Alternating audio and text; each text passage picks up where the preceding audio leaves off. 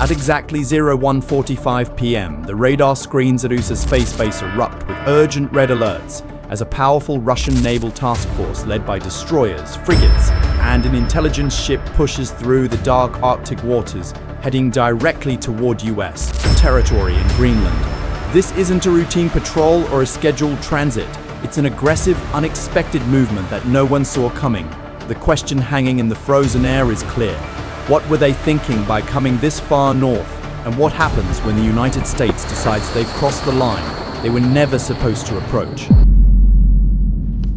Greenland sits at the very heart of the Arctic gateway to North America, functioning as a massive, unsinkable strategic platform that controls the shortest missile flight paths to the US homeland, the emerging shipping lanes opened by melting polar ice, and access to vast, untapped resources worth trillions of dollars. Space Base, formerly known as Thule Air Base, is the crown jewel of this frozen frontier, a heavily fortified installation equipped with ballistic missile early warning radars, advanced space surveillance antennas, and satellite tracking systems that protect the entire continent from threats approaching over the pole.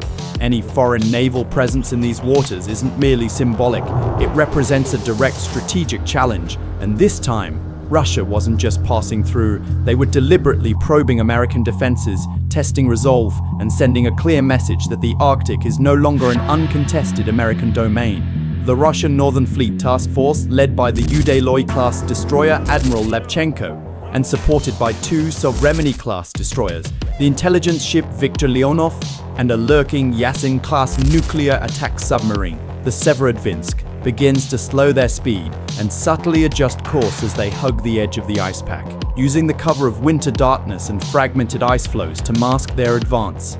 Overhead, Orlan-10 reconnaissance drones scout ahead, relaying grainy thermal imagery and electronic signatures back to their command center in Severomorsk. Their clear intent is to maneuver close enough to base to map the emissions from its massive radar arrays, record the patrol patterns of US submarines, test American response times, and demonstrate that Russia can project power freely into what the United States considers its own strategic backyard.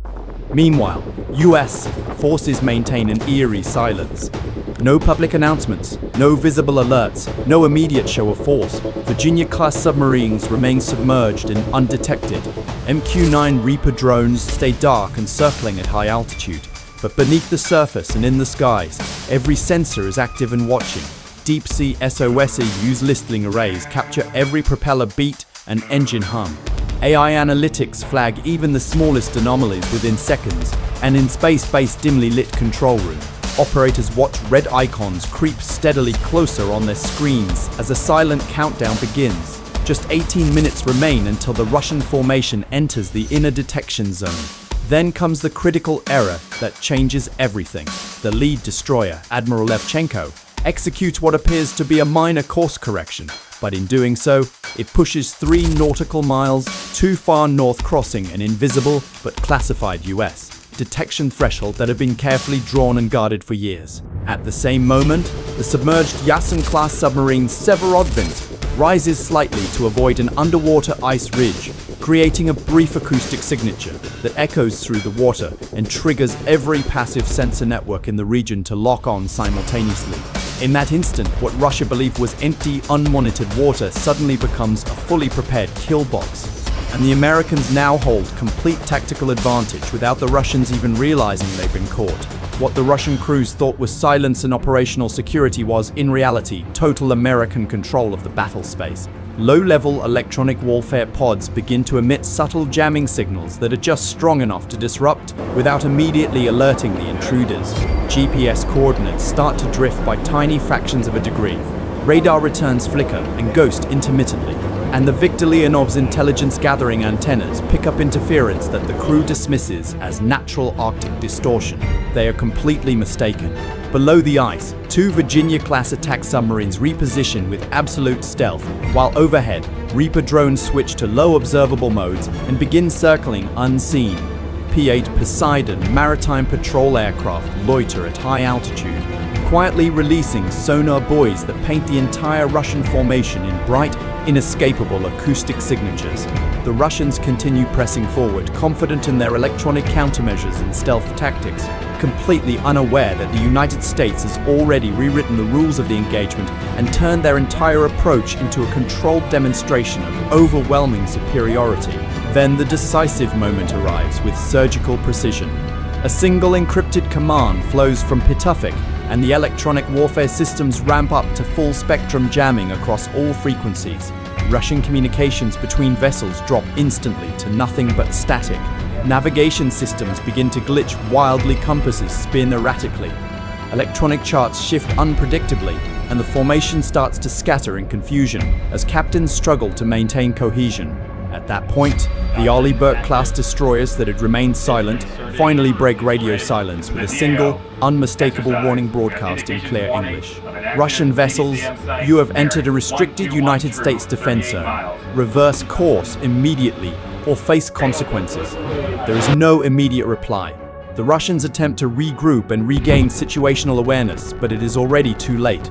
US quarter is course. Submarines surface just enough to reveal their periscopes, silent, ominous threats, breaking the surface like sharks. Reaper drones lock anti-ship missiles, destroyers spin up close-in weapon systems and harpoon launchers, and the full weight of American naval superiority becomes impossible to ignore. No shots are fired, no explosions light the sky.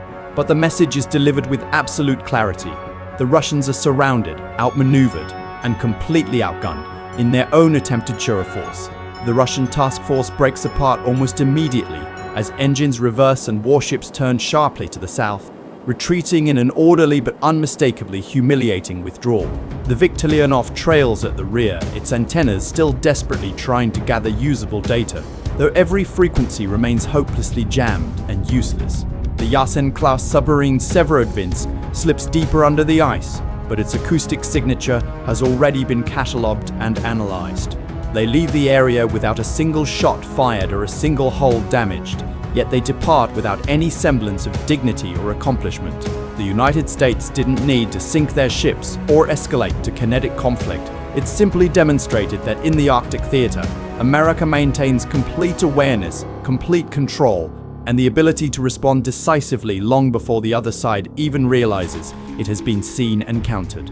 This encounter was never about a traditional battle of guns and missiles. It was a pure contest of sensors, intelligence dominance, and information superiority. Modern warfare in the Arctic isn't defined by who fires the first shot. It is determined by who sees first, who hears first, and who owns the information domain from the very beginning.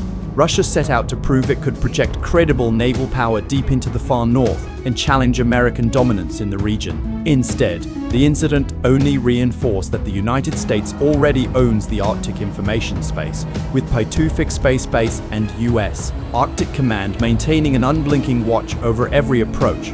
Every future Russian or Chinese move in these waters will now carry a heavier shadow of caution, knowing that any attempt to probe or pressure will be detected, analyzed, and countered long before it can achieve any meaningful objective. The frozen north has just become significantly less quiet and far more contested. If you want more real-world scenarios like this, where one wrong move completely shifts the balance of power, hit that subscribe button right now and turn on notifications so you never miss an update. The Arctic isn't quiet anymore, and the next wrong move could happen any day. See you in the next crisis.